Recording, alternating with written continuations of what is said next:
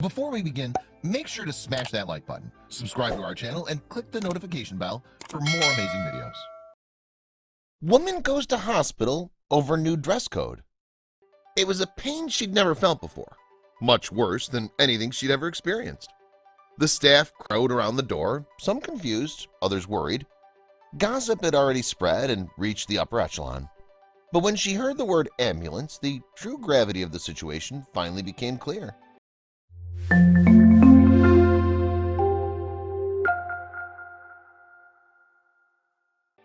For Maddie, bartending at a casino wasn't even close to a dream job. It was long hours and countless drunken, annoying patrons. So what made her stay? Simple, the enormous tips.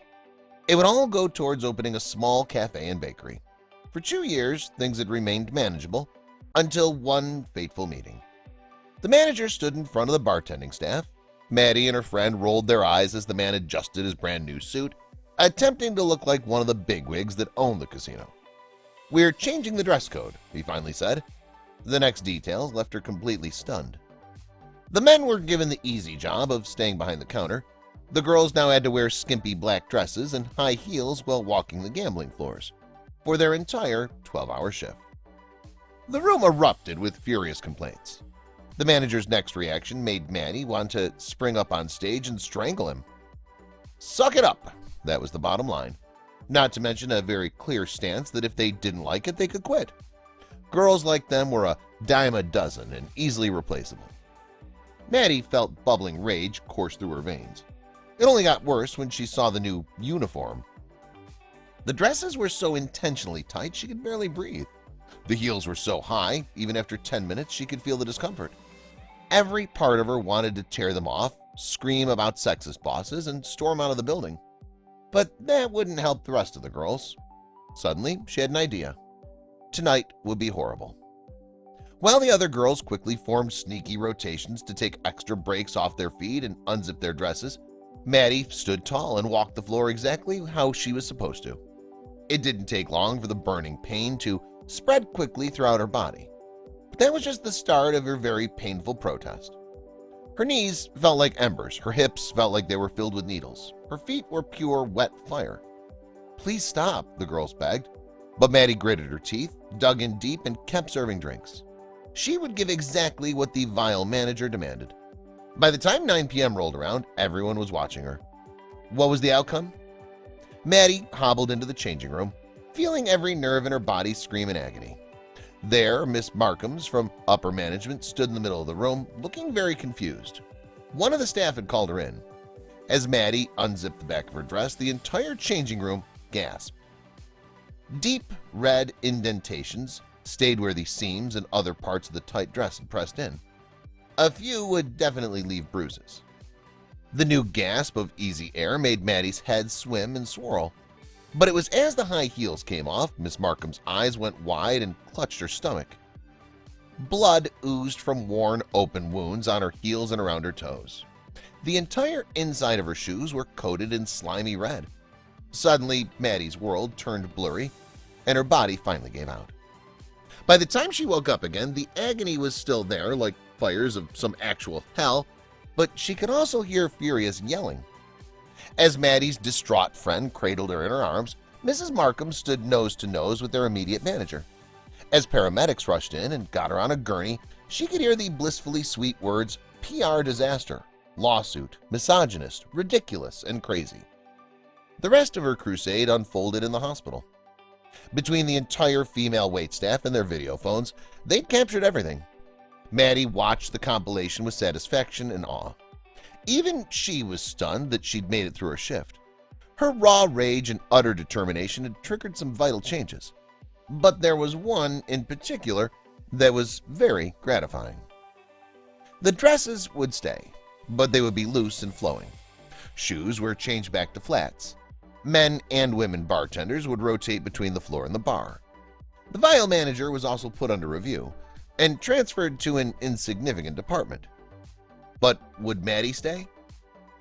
Upper management had cut her a generous check for her pain and suffering. It wasn't enough to hand in her resignation the next day, but she was so much closer to her dream.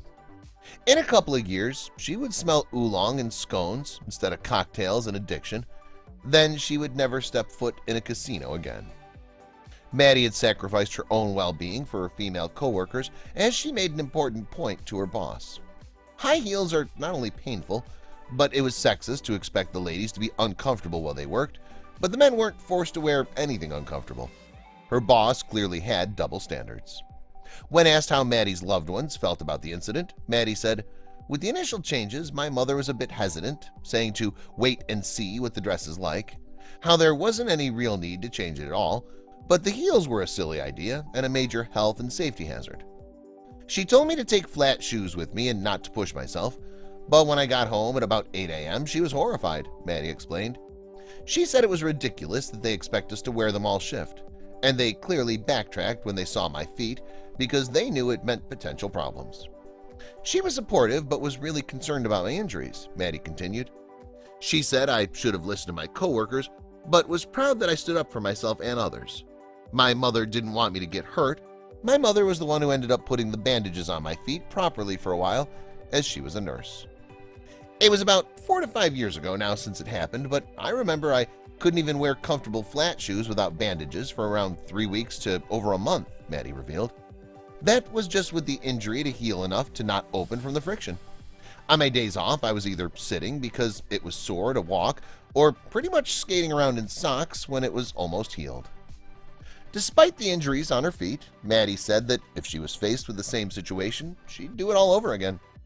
Yes, I would, if there was no other option or it was given on short notice, not because of vanity reasons, but companies that expect women to wear high heels for extended periods of time is against basic health and safety for individuals and the company.